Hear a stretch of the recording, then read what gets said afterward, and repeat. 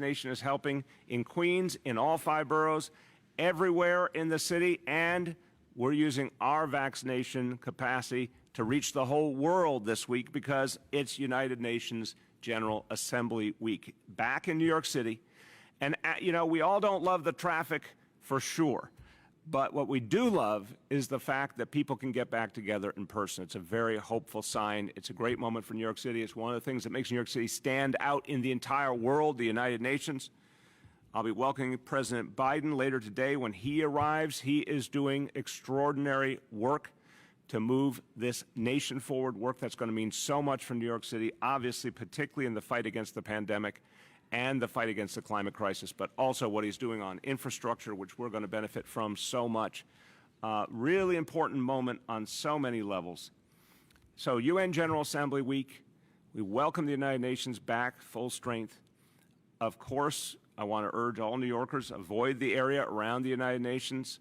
On the east side of Manhattan, it's going to be congested for most of the week, but again, there's a lot of good things happening this week that we're happy to have back. I want to affirm, very importantly, to all New Yorkers, NYPD is looking at the situation very carefully. Tremendous security precautions are in place, working with our federal partners.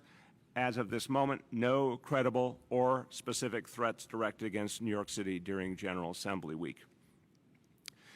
I mentioned that we're going to be reaching the whole world with vaccinations. Well, I want to start by applauding Secretary General Guterres for leading the way by calling upon everyone who participates in the General Assembly to be vaccinated, putting strong protocols in place. We need to send a message to all the world leaders, including most notably Bolsonaro from Brazil, that if you intend to come here, you need to be vaccinated. If you don't want to be vaccinated, don't bother coming, because everyone should be safe together. That means everyone needs to be vaccinated. The vast majority of the folks at the United Nations, the vast majority of the member states are doing the right thing. The city is helping. We have a vaccine bus outside the UN today. We're happy to vaccinate anybody and everyone to keep this city safe, to keep everybody involved safe.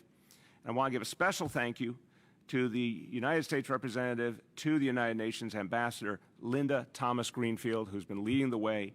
She's really been a powerful voice for vaccination and